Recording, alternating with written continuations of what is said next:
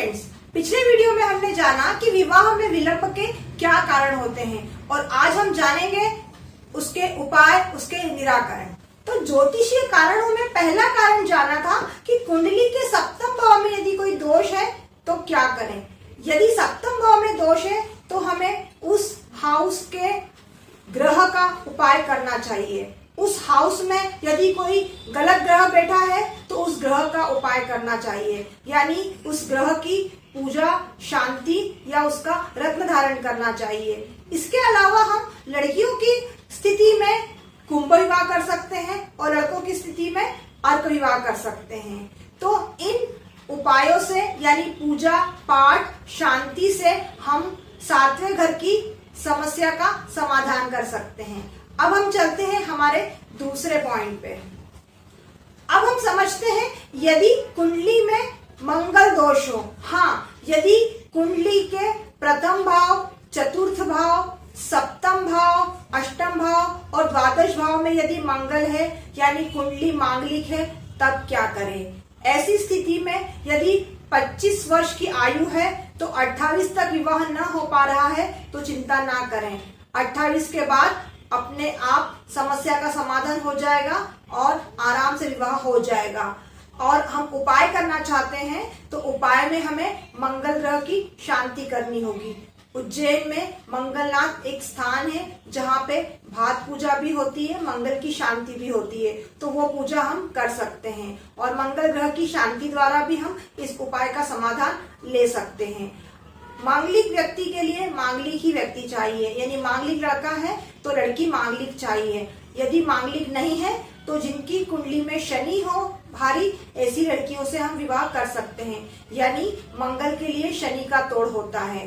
तो इस प्रकार हम मंगल का उपाय करके, पूजा करके, शांति करके अपनी इस समस्या का समाधान कर सकते हैं। अब हम चलते हैं हमारे तीसरे पॉइंट पे। यदि किसी लड़की की कुंडली में गुरु गड़बड़ है और लड़के की कुंडली में शुक्र गड़बड़ है, तब क्या करें। ऐसी स्थिति में गुरु और शुक्र की शांति करवानी चाहिए। गुरु ग्रह और शुक्र ग्रह को मजबूत करना चाहिए। साथ ही हम इन ग्रहों का रत्न भी धारण कर सकते हैं। इन उपायों से हम विवाह में विलंब को हटा सकते हैं और शीघ्र विवाह कर सकते हैं। अब हम चलते हैं हमारे चौथे पॉइंट पे। चौथा पॉइंट यानी कुंडली में कोई बड़ा दोष हो, हाँ, यदि काल सर्प, पितृ दोष, कोई ग्रहण आदि दोष हो तो हमें सबसे पहले उस दोष का उपाय कर लेना चाहिए। बाकी कुछ भी हम उपाय करेंगे लेकिन बड़े दोष की शांति नहीं करी तो विवाह में विलंब हो सकता है। तो यदि किसी की कुंडली में कोई बड़ा दोष हो तो हमें उसका उपाय सर्वप्रथम कर लेना चाहिए ताकि उसका इफेक्ट हमारी विवाह में नहीं पड़े और विवाह में विलंब ना हो। अब हम चलते हैं हमारे अंतिम और पांचवें पॉइंट पे। पांचवें पॉइंट में हमने ये जाना था कि यदि कुंडली में सूर्य और चंद्र बैलेंस ना हो तब भी विवाह में देरी होती है। हाँ फ्रेंड्स, यदि सूर्य और चंद्र इनबैलेंस है तो सबसे पहले हमें इन्हें बैलेंस करना होगा। सूर्य को सही स्थिति में लाना होगा, चंद्र को सही स्थिति में लाना होगा।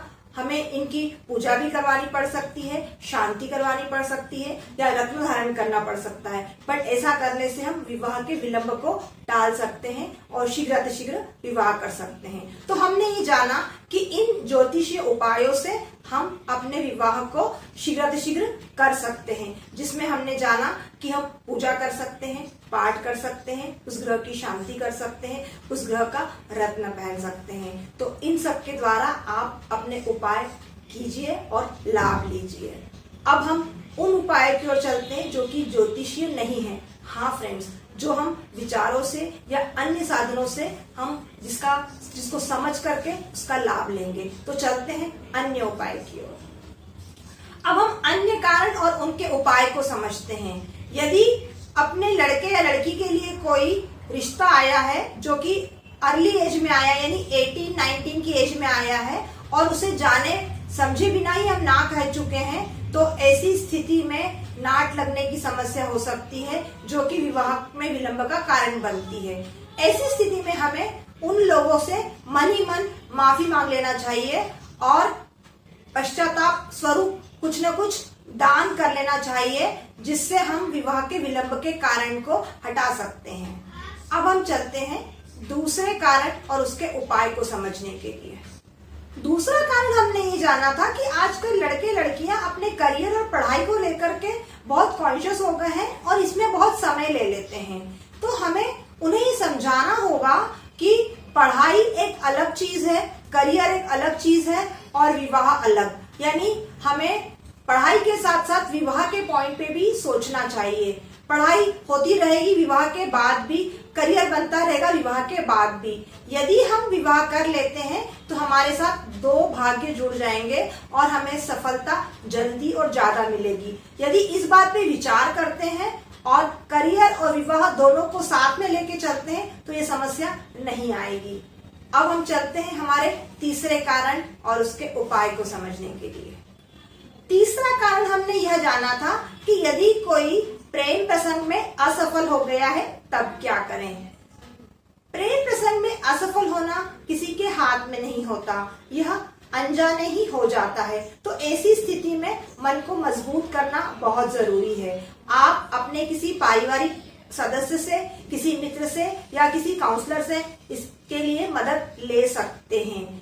ऐसी स्थिति में आपको अपने पार्टनर यानी जिनसे आपका संबंध सफल नहीं हुआ है उनके बारे में निगेटिव भी नहीं होना है, उनके लिए पॉजिटिव भी नहीं रहना है, बल्कि आपको रहना है न्यूट्रल। यदि आप न्यूट्रल रहेंगे तो ऐसी स्थिति से बहुत जल्दी बाहर आ जाएंगे और विवाह में, अगले विवाह जो आपको करना है उसमें कोई समस्या भी नहीं आएगी और आसानी से आप किसी के साथ विवाह करने के लिए मन बना पाएंगे।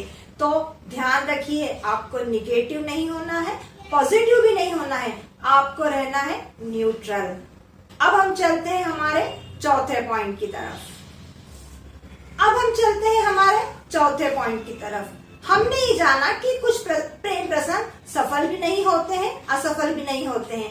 यानी बातचीत चलती रहती है, सामने वाला पार्टनर ना भी नहीं कहता और शादी भी नहीं करता। ऐसी स्थिति में क्या करें? जो व्यक्ति उस दुविधा में है, यानी जो क्लियर नहीं हो पा रहा है कि हम क्या करें, ऐसी स्थिति में परिवार में किसी सदस्य से या मित्रों से या काउंसलर से मदद लेनी चाहिए। आपको एनालिसिस करवाना चाहिए कि क्या यह विवाह होगा या नहीं।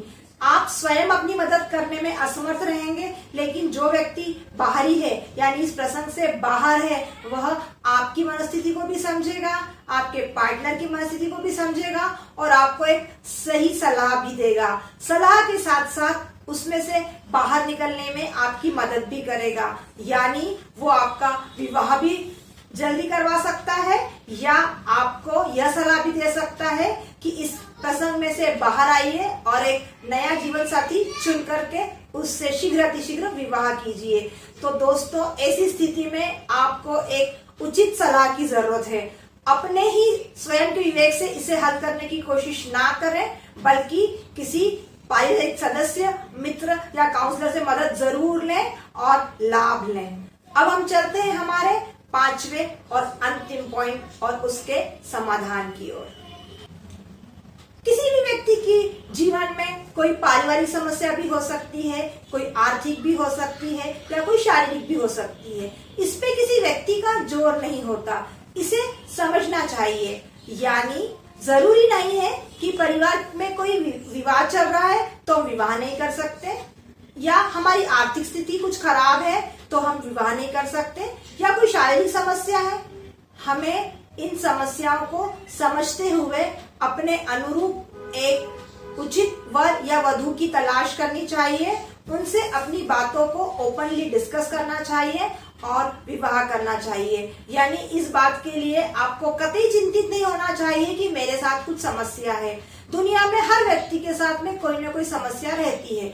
समस्याओं के प्रकार अलग अलग हो सकते हैं। तो यदि कोई हमारी समस्या को समझ रहा है तो हमें भी किसी की परेशानी को समझना चाहिए और म्यूचुअल अंडरस्टैंडिंग में हम एक अच्छे पार्टनर को ढूंढ करके उससे विवाह कर सकते हैं और अपनी समस्या का निराकरण कर सकते हैं। तो दोस्तों, हमने जाना कुछ छोटी छोटी बातों को हम यदि इम्प्लीमेंट करें तो हम हमारे विवाह के विलंब को टाल सकते हैं और इस परेशानी से बाहर निकल सकते हैं। विवाह जीवन का एक मुख्य अंग है। हमें विवाह करना ही है। यदि हम सही समय पे कर लेंगे तो हम जीवन का आनंद ले पाएंगे।